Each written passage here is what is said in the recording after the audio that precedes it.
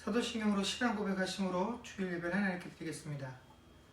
전능하사 천지를 만드시는 하나님 아버지를 내가 믿사오며 그 외아들 우리 주 예수 그리스도를 믿사오니 이는 성령으로 잉태하사 동정녀 마리아에게 나시고 본디오 빌라도에게 고난을 받으사 십자가에 못 박혀 죽으시고 장사한 지 사흘 만에 죽은 자 가운데서 다시 살아나시며 하늘에 오르사 전능하신 하나님 우편에 앉아 계시다가 저리로서 산 자와 죽은 자를 심판하러 오시리라. 성령을 믿사오며 거룩한 공예와 성도가 서로 교통하는 것과 죄를 사하여 주시는 것과 몸이 다시 사는 것과 영원히 사는 것을 믿사옵나이다. 아멘. 찬송가 493장 찬양하겠습니다.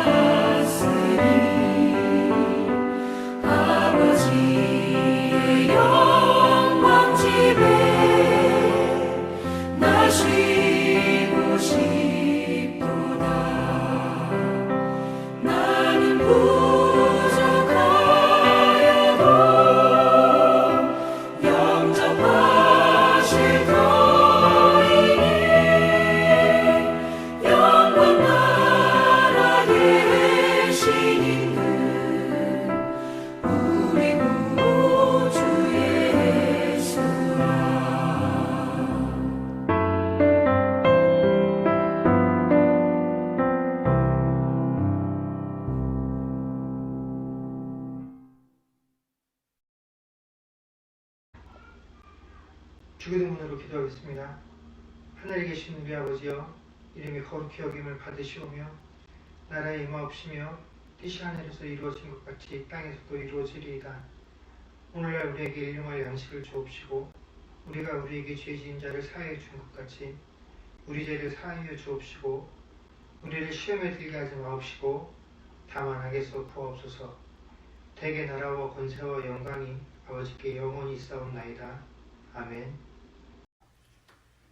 하나님 말씀 보겠습니다. 하나님 말씀은 누가복음 15장 11절에서 32절까지 누가복음 15장 11절에서 32절까지 말씀을 제가 봉독하겠습니다. 또 이르시되 어떤 사람에게 두 아들이 있는데 그 둘째가 아버지에게 말하되 아버지의 재산 중에서 내게 돌아올 분깃을 내게 주소서 하는지라. 아버지가 그 살림을 각각 나누어 주었더니 그 후 며칠이 안 되어 둘째 아들이 재물을 다 모아가지고 먼 나라에 가 거기서 허랑방탕하여 그 재산을 낭비하더니 다 없앤 후 그 나라에 크게 흉년이 들어 그가 비로소 궁핍한지라. 가서 그 나라 백성 중 한 사람에게 붙여 사니 그가 그를 들러 보내어 돼지를 치게 하였는데 그가 돼지 먹는 쥐염 열매로 배를 채우고자 하되 주는 자가 없는지라. 이에 스스로 돌이켜 이르되 내 아버지에게는 양식이 풍족한 품꾼이 얼마나 많은가. 나는 여기서 주려 죽는구나. 내가 일어나 아버지께 가서 이르기를 아버지, 내가 하늘과 아버지께 죄를 지었사오니 지금부터는 아버지의 아들이라 일컬음을 감당하지 못하겠나이다. 나를 품꾼의 하나로 부소서 하리라 하고 이에 일어나서 아버지께로 돌아가니라. 아직도 거리가 먼데 아버지가 그를 측은히 여겨 달려가 목을 안고 입을 맞추니 아들이 이르되 아버지, 내가 하늘과 아버지께 죄를 지었사오니 지금부터는 아버지의 아들이라 일컬음을 감당하지 못하겠나이다 하나. 아버지는 종들에게 이르되 제일 좋은 옷을 내어다가 입히고 손에 가락지를 끼우고 발에 신을 승기라. 그리고 살진 송아지를 끌어다가 잡으라. 우리가 먹고 즐기자. 이 내 아들은 죽었다가 다시 살아났으며 내가 잃었다가 다시 얻었노라 하니 그들이 즐거워하더라. 맏 아들은 밭에 있다가 돌아와 집에 가까이 왔을 때에 풍악과 춤추는 소리를 듣고 한 종을 불러 이 무슨 일인가 물은데 대답하되 당신의 동생이 돌아왔음에 당신의 아버지가 건강한 그를 다시 맞아들이게 됨으로 인하여 살진 송아지를 잡았나이다 하니 그가 노하여 들어가고자 하지 아니하거늘 아버지가 나와서 권한대 아버지께 대답하여 이르되 내가 여러 해 아버지를 섬겨 명을 어김이 없거늘 내게는 염소 새끼라도 주어 나와 내 벗으로 즐기게 하신 일이 없더니 아버지의 살림을 창녀들과 함께 삼켜버린 이 아들이 돌아오매 이를 위하여 살진 송아지를 잡으셨나이다. 아버지가 이르되 예, 너는 항상 나와 함께 있으니 내 것이 다 내 것이로되 이 내 동생은 죽었다가 살아났으며 내가 잃었다가 얻었기로 우리가 즐거워하고 기뻐하는 것이 마땅하다 하니라. 아멘. 일단의 바리새인들과 서기관들이 예수님께서 그 죄인들을 맞아들이고 그들과 함께 식사를 하는 장면을 보면서 그런 예수님의 방법론에 대해서 비방하고 또 수군거리고 있었다라고 설명을 하고 있습니다. 그럼 이런 상황 속에서 예수님께서 비유로 말씀하신 그 내용들이 바로 이 누가복음 15장의 내용들이죠. 누가복음 15장에는 모두 세 가지 비유가 등장을 합니다. 첫 번째는 우리가 잃은 양을 찾은 주인의 이야기다라고 해서 한 마리 양을 찾기 위해서 애쓰는 주인의 모습. 두 번째는 잃어버린 돈을 찾으려는 애쓰고 그 돈을 찾은 주인의 기쁨에 관해서 기록을 하고 있고, 세 번째가 오늘 저희가 읽었던 그 본문의 내용입니다. 지금 예수님 앞에 모인 사람들은 그 대부분의 사람들이 같은 유대인임에도 불구하고 유대인들에게 죄인이라고 일컬음을 받으면서 손가락질을 받았던 조롱과 멸시의 대상들이었습니다. 함께 식사는커녕 같이 눈을 맞추고 인사를 하는 것조차도 꺼려하는 대상들이 지금 예수님 앞에 모인 사람들이었죠. 그렇기 때문에 왜 예수님께서 그런 죄인들과 함께 교제를 나누고 식사를 하시는가 하는 것에 대해서 이 서기관과 바리새인들이 문제를 삼았다라는 것입니다. 바로 이 문제를 삼는 서기관과 바리새인들에 대해서 왜 내가 너희들이 죄인이라고 말하는 이 사람들과 함께 교제하고 식사하는지에 대한 답으로 던져주신 내용들이 바로 누가복음 15장 전체에 관한 내용이다라는 것입니다. 앞에 이 두 가지 비유를 통해서 예수님께서는 잃어버린 자를 찾은, 잃어버렸던 것을 다시 되찾은 주인의 기쁨에 대해서 이야기를 해주셨다라는 것입니다. 그래서 바로 잃어버린 존재였던 세상의 유대인들이 죄인이라고 손가락질했던 너희들을 다시금 회복하는 것이 누구의 기쁨이라고요? 주인의 기쁨, 곧 하나님 아버지의 기쁨이다라고 그들에게 말씀을 해 주신 것입니다. 자, 예수님을 통해서 태어나서 지금까지 그들의 인생을 돌이켜볼 때 제대로 평가받지 못하고 죄인이라고 손가락질 받았던 인생들이, 야, 내가 사람에게도 손가락질 받는데 하나님께 어떻게 의인이다라고, 어떻게 하나님 나라에 들어갈 수 있을 것인가 하는 확신이 없었던 사람들에게 너희들을 되찾는 것이 하나님의 기쁨이다 라는 말을 들었다는 것은 너희들에게 어떻다는 겁니까? 곧 새로운 기회가 있다라는 것을 이야기하는 것입니다. 그러니 여러분, 스스로 죄인이라고 또 타인에게 죄인이라고 손가락질 받았던 그 사람들이 느꼈을 그 기쁨이 얼마나 큰 것이었겠습니까? 또 그 사실을 그들에게 확인시켜주면서 아버지의 기쁨이라는 것을 설명해주고 계신 예수님께서 그 죄인들과 함께 계실 때 그 자리에서 느끼시는 기쁨이라는 것은 우리가 다시 설명할 필요가 없다라는 것입니다. 그런데 이렇게 모든 사람들이 기쁨을 누리고 있을 그 장소에 기쁨과는 무관한 사람들이 있었는데 그들이 누구냐면 바로 서기관과 바리새인들이었다라는 것입니다. 그들은 예수님이 그들과 교제하는 것, 또 못마땅했지만 예수님께서 전해주셨던 이 두 가지 비유를 들었을 때에는 그냥 예수님이 못마땅한 정도가 아니라 예수님에 대해서 분노를 느낄 정도의 상황이 되었다라는 것입니다. 왜냐하면 앞에서 이 두 가지 비유는 바로 서기관과 바리새인들을 예수님께서 책망하시는 내용들을 포함하고 있기 때문에 그렇다라는 것입니다. 여러분, 첫 번째 비유에 보면 주인이 잃어버린 양 한 마리를 찾아 나섰습니다. 그런데 일반적으로 양을 치는 것은 누구의 일입니까? 주인의 일이 아니라 목자의 일이다라는 것입니다. 그래서 하나님께서는 이 이스라엘이라는 양떼를 치기 위해서 그동안 수많은 목자들을 이스라엘 땅에 보내주셨습니다. 그 목자의 역할들을 감당했었던 자들이 선지자들이었고 사사들이었고 또 제사장들과 왕들, 그리고 예수님 시대에 이르러서는 서기관과 바리새인들까지도 이 일들을 자처하는 그룹이었다라는 것입니다. 물론 하나님께서 보내셨던 그 수많은 목자들 가운데 그 주인이 보냈던 그 역할에 합당한 일을 행했던 자들도 있었지만 대부분의 경우 이 목자라고 온 자들이 마치 소경이 소경을 인도하는 것과 같이, 혹은 목자가 이리와 도둑대와 같이 오히려 그 양떼들에게 해를 끼치는 그런 결과를 만들어내는 경우가 허다했다라는 것입니다.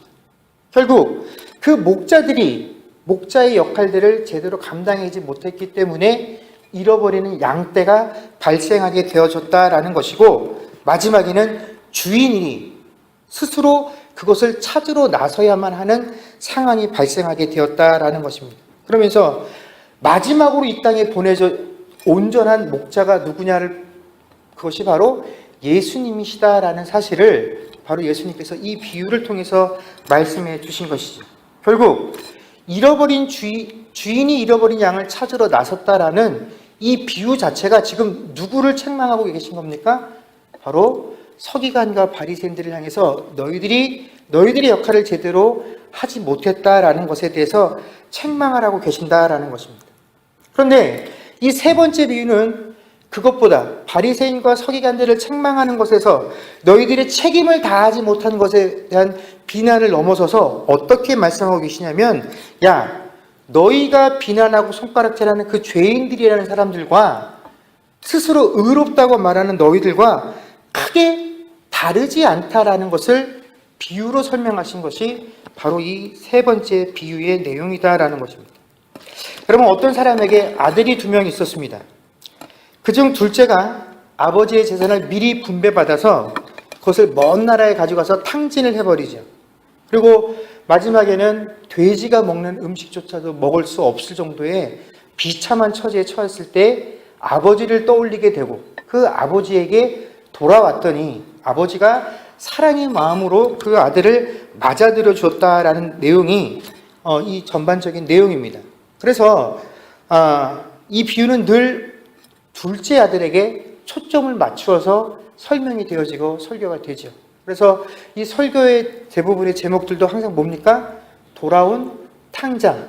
그래서 결국은 그 내용이 뭐냐면 아직 예수를 믿지 아니하는 자들에게 회개하고 깨우치고 주님 품으로 돌아오라는 것과 또 같이 신앙생활을 하고 있는 자들 중에서도 아직 온전하게 신앙생활을 하지 못하고 있는 사람들, 좀 뭔가 교회 활동에 적극적이지 못한 사람들에게 빨리 죄를 깨닫고 돌아와라. 그럼 아버지께서 용서해 주실 것이다 라는 것을 내용으로 삼고 있었습니다. 그러나 여러분, 이 비유는 우리가 탕자라고 흔히 표현하는 이 둘째 아들과 아버지의 관계만을 언급하고 있는 것이 아니라 이 아버지에게는 큰아들이 또 있었다라는 것입니다. 그리고 이 큰아들과 아버지 사이에 존재했었던 그 문제는 작은 아들과 아버지 사이에 존재했었던 문제만큼이나 복잡하고 또 다양한 이야기들을 담고 있다라는 것입니다. 우선 이 비유 속에 등장하는 두 아들은 각각 그 당시에 이스라엘의 두 가지 집단을 대표하는 역할을 합니다. 둘째 아들은 혈통적으로는 유대인들이지만 율법에 어긋나는 삶을 살고 있었던 죄인들을 대표하는 것이고, 첫 번째 아들은 바리새인이나 서기관들과 같이 당시의 전통적인 규범이나 또는 종교적인 규범들을 유지하고 율법을 지키는데 최선을 다하는 삶을 살았던 사람들을 대표하는 것입니다. 자, 이 두 아들의 삶에 대해서 평가를 내리는 것은 전혀 어렵지가 않습니다. 누가 봐도 둘째 아들과 첫째 아들 중에서 여러분들의 마음속엔 누가 더 흡족하십니까? 여러분들에게 두 명의 아들이 있다고 한다면 이런 첫째 아들과 둘째 아들 중에 있다면 누구에게 더 여러분들의 애정이 가시겠습니까? 당연히 첫째 아들이죠. 그런데 이 비유는 오늘 매우 충격적인 결론으로 끝이 납니다. 뭐냐면 아버지가 베푼 잔치에서 둘째는 그 잔치에 참석을 했으나 맏아들은 아버지가 베푼 잔치에 참석하는 것을 끝내 거부했다라는 것입니다. 이 결론이 심각한 이유는 여기서 아버지가 베푸셨다라는 그 잔치가 바로 천국 잔치를 의미하기 때문인데, 바로 그 천국 잔치에 그 당시로는 죄인이라고 손가락질 받았던 그 망나니와 같은 둘째 아들은 주인공이 되어서 그 잔치를 꿰차고 앉았는데, 서기관과 바리새인들과 같이 율법을 지키기 위해서 애쓰고 수고했던 자들은 정작 그 잔치에 참석하는 것을 거절했다라는 것입니다. 그런데 그 거절하고 참석하지 않은 이유가 참으로 기가 막힙니다. 29절과 30절 말씀에 보면 큰아들은 잔치에 들어오는 아버지의 권유를 이렇게 거절을 합니다. 아버지, 내가 지금까지 아버지를 위해서 명령을 한 번도 어긴 적 없이 아버지를 위해서 애쓰고 수고해 왔는데 지금 아버지가 아버지 재산을 가지고 나가서 저 창기들과 다 써버리고 돌아온 이런 아들을 위해서 잔치를 베풀고 계십니까? 저는 그런 잔치에는 들어갈 수 없습니다 라는 이유를 들어서 잔치에 참석을 거절했다라는 것입니다. 아마 많은 분들이 이 큰아들의 심정에 동의를 하실 것입니다. 이 큰아들이 내세운 이유가 타당하다라고 생각들을 하실 것입니다. 이렇게 큰아들이 아버지를 위해서 열심히 노력하고 헌신을 했는데 그 노력과 열심에 비해서 그가 부당한 대우를 받고 있다라고 여기게 될 것입니다. 우리도 신앙생활을 함에 있어서 이 믿음과 신앙을 논할 때 우리가 가지고 있는 대부분의 열심의 기준, 그 사람의 믿음과 신앙이 좋다라는 기준이 뭐냐면 그 사람의 열심이다라는 것입니다. 그 사람이 얼만큼 열심을 내어서 하나님을 위해서 헌신하고 봉사하는 그런 신앙생활을 하고 있는가. 그래서 그 사람이 열심을 내어 신앙생활을 하는 것을 볼수록 이 사람은 하나님 나라에 들어갈 확률이 더 높겠다라고 우리들은 쉽게 생각을 합니다. 그리고 우리가 생각하는 그 열심이라는 것은 결국 뭡니까? 우리가 교회에서 배웠던 그 종교적인 규범들 혹은 세상적인 윤리적인 규범들을 잘 지키고 따르는 것들을 우리가 열심이다라고 생각들을 합니다. 그러나 오늘 예수님께서 이 세 번째 비유를 통해서 우리에게 말씀해 주시는 대로라면 우리가 정말로 중요하게 여기는 것들, 내가 하나님 나라에 들어가기 위해서라면 이렇게 열심을 내어야지 하는 그 부분들이 결코 하나님께서 베푸시는 그 잔치에 참여할 수 있는 조건이 되지 못한다라는 것입니다. 예수님께서 우리에게 전해주셨던 그 복음은 결코 우리들에게 종교적인 규칙을 얼마나 잘 지켰느냐, 그렇지 못하느냐, 혹은 내가 이 세상에서 얼마나 윤리적이냐, 그렇지 못한 삶을 살았느냐에 관한 것이 결코 아니기 때문에 그렇다라는 것입니다. 복음은 우리에게 의로운 사람이 하나님 나라에 들어가고 불의하고 그런 방탕한 자들은 거절당할 것이다 라고 말씀해 주지도 않습니다. 이러한 결론이 나오는 데에는 하나님께서 우리에게 가르쳐 주시고자 하는 죄의 모습과 또 우리가 생각하는 죄의 모습 속에 큰 차이가 존재하기 때문에 그렇습니다. 우리는 흔히 죄라는 것을 뭐라고 생각을 하냐면 규칙을 어기는 것, 규범을 지키지 않는 것 혹은 일탈하는 것들로 정의를 합니다. 그러나 오늘 이 비유를 통해서 예수님께서 우리에게 말씀해 주시는 죄라는 뭐냐? 하나님을 거절하는 것, 하나님과의 관계가 끊어진 상태가 죄다라고 우리에게 말씀해 주고 계십니다. 여러분, 그런 의미에서 작은 아들이 죄를 지었다는 것에 대해서는 누구도 부인을 할 수가 없을 것입니다. 12절에서 13절을 보면 둘째 아들은 자신에게 돌아올 분깃을 미리 받아서 아버지를 떠나 먼 나라로 가버렸습니다. 여러분, 우리가 자꾸 이 둘째 아들을 탕자라고 부르는데 둘째 아들을 탕자라고 부르는 이유가 뭡니까? 그렇죠. 우리가 둘째 아들을 탕자라고 부르는 이유는 이 둘째 아들이 방탕한 생활을 했기 때문에 그렇습니다. 아버지께 받은 그 재산을 나가서 무엇에 써버렸습니까? 술 마시고 창기들과 노는데 그 돈을 다 써버렸기 때문에 우리가 그를 탕자라고 부른다라는 것입니다. 그래서 이 아들이 망해서 제대로 된 음식도 먹을 수 없는 그런 상황이 되었어도 대부분의 사람들이 예수님의 사랑을 경험했다라고 말하는 우리들조차도 그 이야기를 읽으면서 마음속에 안타까움을 느끼지 않고 다 뭘 느낍니까? 통쾌함을 느끼게 되죠. 왜냐하면 그가 방탕한 삶을 살았기 때문이다라고 느낍니다. 그러나 여러분, 이 아들의 잘못은 돈을 술 마시고 친구들과 창기들과 노는데 그 돈을 다 써버린 것이 이 아들의 잘못이 아니다라는 것입니다. 오늘 예수님께서 말씀하시려는 이 아들의 죄는 살아있는 아버지에게 유산을 요구한 죄를 말씀하시는 겁니다. 여러분, 유대인들의 전통은 아버지가 살아있는 동안에는 설령 이미 그 법률적으로 자신에게 유산으로 돌아올 먹이 정해져 있다라고 할지라도 아버지가 살아있는 동안에는 그 재산의 분할을 요구할 수가 없습니다. 또 설사 그 재산을 미리 준다고 할지라도 아버지가 살아계신 동안에는 그 재산을 쓸 수가 없습니다. 그 재산을 언제 쓸 수 있냐면 아버지가 돌아가신 이후에, 그래야 그것의 소유권을 누가 누리게 되는 겁니까? 아들이 누릴 수 있게 된다라는 것입니다. 그런데 지금 살아있는 아버지에게 내게 돌아올 몫을 지금 주십시오라고 말한 건 나는 더 이상 아버지 당신을 살아있는 자로 여기지 않겠다라는 것입니다. 내게 당신은 이미 죽은 자나 마찬가지입니다. 당신과 나와의 관계는, 아버지와 자식과의 관계는 이것으로 끝나는 겁니다 라고 했기 때문에 이것이 죄가 된다라는 것이죠. 아니, 아버지가 이미 그 아들에게 자기 몫이다라고 줘버린 돈을 그가 무엇으로 쓰든 사실 그건 그 사람 마음인 거지, 그냥 우리가 생각할 때 그 씀씀이가 마음에 안 드는 것이지, 여러분, 결코 그것은 죄는 아니다라는 것입니다. 그러나 그는 나가서 이 돈을 다 써버리고 나서 없는 가운데 그 고통스러운 삶의 순간에 아주 중요한 사실을 하나 깨닫게 됩니다.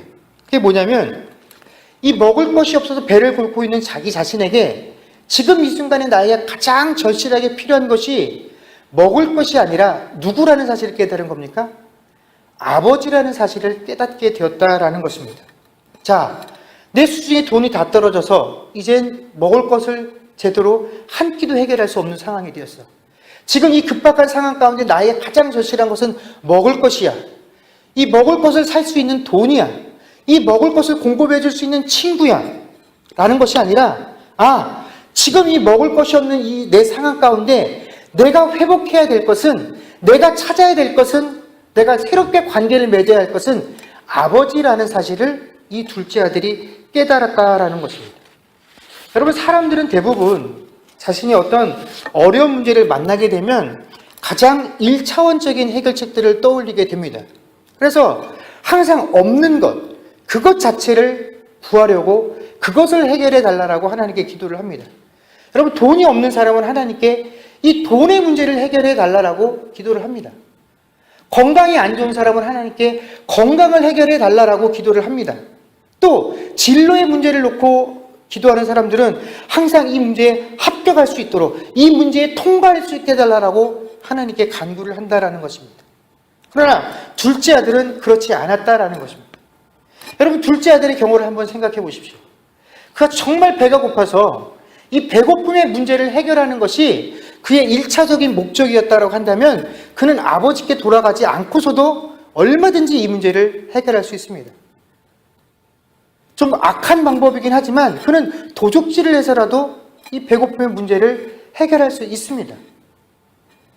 품꾼이 되어서 그에게 삭을 받아서 이 문제를 해결하기를 원했다라고 한다면 굳이 아버지가 아니라 그곳 가까이에서 자기 자신의 원래 모습을 알지 못하는 이의 집에 들어가서도 얼마든지 품꾼의 역할을 할 수 있었고, 품꾼을 하면 이 배고픔의 문제를 해결할 수 있었다라는 것입니다. 그러나 이런 방법을 택하지 않고 그가 택한 방법은 뭐냐면 아버지께로 돌아가는 것. 지금 내 삶에 가장 필요한 것은 아버지다라는 것을 그가 깨닫고 그 아버지를 택했다라는 것입니다. 이 아버지를 택했다라는 것은 뭡니까? 그가 아버지와 다시 새롭게 관계를 맺고자 하는 것이고, 다시 아버지와 아들이라는 관계로 돌아가기를 원한다라는 것입니다. 그리고 그 출발점이 뭐냐면 내가 아버지와 하늘에게 큰 죄를 지었다라는 사실을 인정하는 것입니다. 그렇기 때문에 그는 아버지에게 가면서 마음속으로 어떻게 합니까? 또 아버지를 만났을 때 뭐라고 고백을 합니까? 내가 차마 아버지하고 아들 관계인데 나를 아들로 여겨달라고 말 못하겠습니다. 나를 그냥 품꾼 중에 한 명으로 여겨주십시오라고 밖에 말할 수 없는 것. 이것이 첫째 아들의 모습이었다라는 것입니다. 그러나 반면에 우리가 아주 썩 괜찮은 아들이라고 생각했었던 이 맏아들은 하나님께서 바라보시는 관점에서 보면 둘째 아들이 지었던 죄의 모습과 크게 다를 것이 없다라는 것입니다. 맏아들은 아버지가 동생을 위해서 잔치를 벌이고 있는 것에 대해서 강한 불만을 표시합니다. 그러면서 아버지 앞에서 동생의 잘못을 지적하죠. 그런데 그가 언급한 동생의 잘못이 뭐냐면 그가 아버지를 업수히 여기지 않았습니까? 그가 아버지와의 관계를 끊고자 아버지라는 존재를 부정하지 않았습니까? 그가 아버지의 마음을 아프게 하지 않았습니까? 그가 이 문제를 아버지께 용서를 구했습니까? 하고 그 아버지의 아픔의 실체에 대해서 언급한 것이 아니라 30절에 그가 뭐라고 말하냐면 아버지, 그 녀석은 아버지 돈을 가지고 나가서 창기한테 다 써버린 그런 불효자식입니다. 결국 그의 잘못을 뭐로 언급한 겁니까? 아버지 재산에 금전적인 피해를 입힌 것으로 그의 죄를 판단했다라는 것입니다. 이것은 큰아들도 역시 아버지가 느끼고 있는, 아버지가 판단하는 죄의 원래의 모습이, 죄의 본질이 뭔지를 모르기 때문에 이것을 가지고 핀잔을 주었다라는 것입니다. 만약에 큰아들이 그것을 죄라고 여기고 있었다라고 한다면 이 둘째 아들이 아버지께 분깃을 먼저 받아서 그 돈을 이렇게 방탕하게 써버린 것이 아니라 그 돈으로 해외에 나가서 사업이라 돼서 더 큰 돈을 벌어서 돌아왔다라고 한다면 어떻게 됩니까? 그는 죄인이 아니라 정말로 영웅이 되는 겁니다. 큰아들의 판단에 따르면 죄인이 아니라 영웅이 되는 겁니다. 왜 이런 생각을 하고 이것을 죄의 문제로 삼냐면 우리가 지금 하나님을 믿는다라고 말을 하면서도 하나님과 관계를 맺고 살아간다 하면서도 하나님께서 우리를 바라보실 때 죄라고 여기시는 그 본질이 뭔지를 모르게 되면 우리도 여전히 이 땅 가운데 신앙생활하면서 엉뚱한 것으로 죄를 정죄하게 되는 그런 우를 범하게 된다라는 것입니다. 또한 그는 아버지가 그 둘째 아들을 가리켜 내 동생이라고 불렀음에도 불구하고 그는 아버지가 내 동생이라고 그 관계를 다시 정해주었을 때 그를 동생으로 받아들이는 것을 거절합니다. 그러면서 그 동생을 가리켜 이 아들이다라고 부르죠. 여러분, 이 가정의 주인은 누구냐면 아버지입니다. 가족이라는 관계는 누구를 통해서 정해지는 것이냐면 아버지를 통해서 정해지는 것이죠. 내가 원하고 내가 정해서 이루어지는 것이 아닙니다. 내가 우리 아버지의 첫 번째 아들로 태어났기 때문에 맏아들이 되는 것이고, 저 아이는 둘째 아들로 태어났기 때문에 둘째가 되어진 것입니다. 그것으로 우리는 뭐가 된 것입니까? 가족이 되어진 것입니다. 내가 그를 내 둘째 동생, 아버지의 둘째 아들로 만들고 내 동생으로 만들기 위해서 뭔가를 한 것이 아니라 아버지가 만들어 놓은 관계 안에 나는 이미 포함되어져 있을 뿐이다라는 것입니다. 그런데 오늘 분명 아버지가 그 동생을 가리켜 네 동생이다라고 말을 했는데, 그와 내가 형제지간이라는 사실을 부인하는 것 자체는 뭐라는 겁니까? 가족이라는 관계를 받아들이지 않겠다라는 것이고, 가족이라는 관계를 받아들이지 않겠다라는 건 뭡니까? 아버지하고 나하고도 무슨 관계라는 겁니까? 가족 관계가 아니다라는 것을 표현하는 것입니다. 이것은 동생이 살아있는 아버지를 향해서 이것으로 당신과 나의 관계를 끊고 나는 혼자 독립해서 살겠습니다 라고 말했던 그 둘째 아들의 모습과 그 둘째 아들의 죄와 전혀 다를 것이 없다라는 것입니다. 또 이 아버지는 큰아들을 생각함에 있어서 너는 늘 나와 함께 있으니 내게 있는 것이 다 내 것이다 라고 느끼며 살았습니다.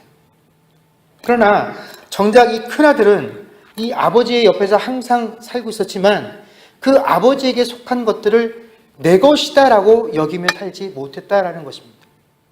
그래서 오늘 아버지에게 자신의 섭섭함들을 토로하는 것처럼 내가 아버지를 위해서 뭔가 헌신하고 수고하면 거기에 합당한 값을 좀 왜 쳐서 주지 않으십니까? 그때 하는 것이 이 큰 아들의 불만이었다라는 것입니다.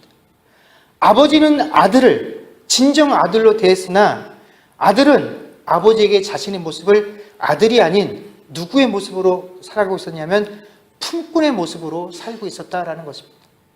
아버지는 내가 지금 이것을 너에게 챙겨주지 않아도 내게 있는 것이 다 내 것인데, 그러나 이 맏아들은 내가 아버지를 위해서 이것을 수고하고 헌신했으니 내게 이것으로 보상을 해주셔야 되지 왜 그렇지 않습니까? 라고 살아가는 그 모습은 눈에 보이는 혈연의 관계로는 아버지와 아들인 것 같으나 실질적인 그 관계는 주인과 종의 관계와 다를 바가 없다라는 것입니다.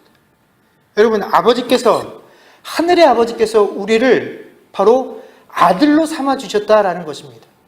자녀로 삼아주셨다라는 것입니다. 그런데 우리는 그 관계를 신앙생활할 때 자꾸 어떤 관계로 만들어버리냐면 주인과 종의 관계로 만들어버린다라는 것입니다.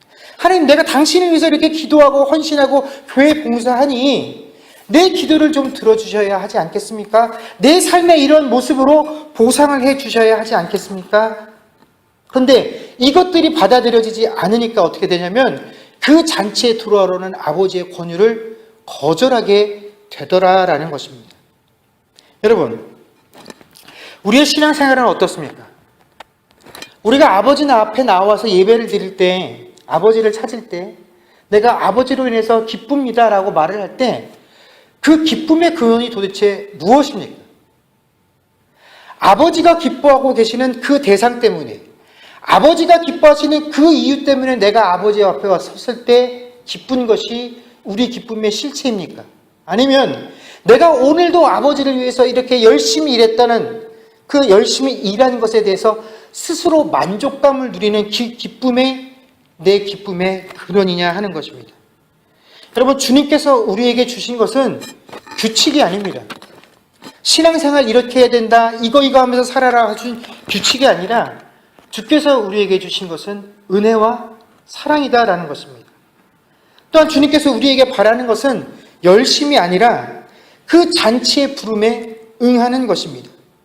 그리고 그 잔치로 우리를 인도하는 것은 우리의 열심이 아니라, 우리의 의로움이 아니라 나는 아버지의 아들이라는 그 말로도 일컬음을 받지 못하겠습니다라고 하는 이 낮아짐, 이것만이 우리가 아버지께서 우리를 부르실 때 그 잔치에 기쁨으로 참여할 수 있는 이유가 될 수 있다라는 것입니다.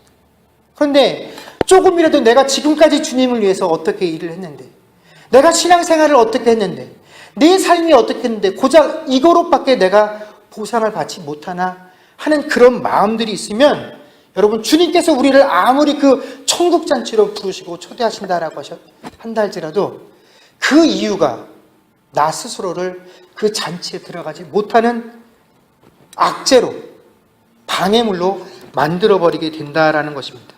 여러분, 그런데 놀랍게도 열심히 규칙을 지키고 신앙생활 하려고 애썼던 그 사람들이 아니라 그냥 하나님 앞에서 하나님, 저는요 아들이라는 그 칭호도 감당치 못하겠어요. 그냥 종과 같은 존재로만 받아주셔도 좋습니다 라고 고백하는 자들이 아버지께서 베푸시는 그 잔치의 뭡니까? 주인공이다 라는 것입니다. 여러분, 주님은 오늘도 우리를 이 예배라는 형식을 통해서 그 아버지의 잔치로 초대하고 계십니다. 여러분들 지금 이 순간에 하나님께서 베푸시는 그 잔치의 주인공으로 앉아 계십니까? 아니면 온전히 아버지께서 베푸시는 그 잔치에 참여하지 못하는, 이것이 기쁘지만은 아니한 뭔가 나만의 이유들을 가지고 이 자리에 앉아 계십니까? 여러분, 아버지의 잔치에 기쁨으로 참여할 수 있는 저와 여러분들 될 수 있기를 주의 이름으로 간절히 축원합니다. 그럴 때에라야 바로 그 잔치의 주인공이 되어서 누릴 수 있는 자들이 될 것입니다. 여러분, 앞으로 우리가 나가서 또 세상 가운데서 한 주간을 살아갈 때 우리가 하나님 앞에 설 때 하나님께서 기뻐하셨던 그 이유들이 여러분들의 삶에 기쁨이 되어질 수 있는 그런 삶을 살 수 있는 저와 여러분들 될 수 있기를 주의 이름으로 간절히 축원합니다. 기도하겠습니다.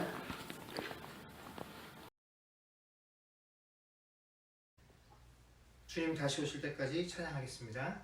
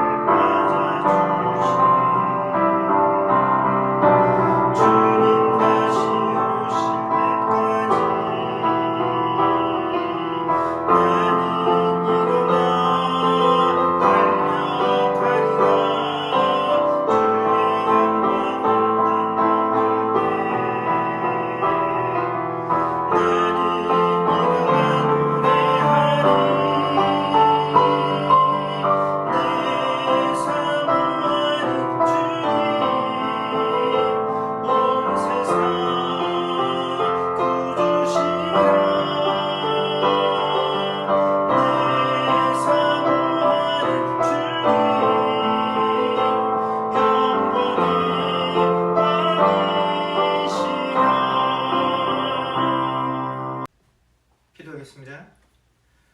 지금은 우리 주 예수 그리스도의 은혜와 하나님 아버지의 크신 사랑과 성령님의 교통하심과 충만케 하는 역사가 이제 아버지의 기쁨에 참여하기로 결단하는 주의 백성들과 그들의 가정과 사업과 자녀들과 미래와 이 교회 위에 이제로부터 영원토록 함께 있을지어다.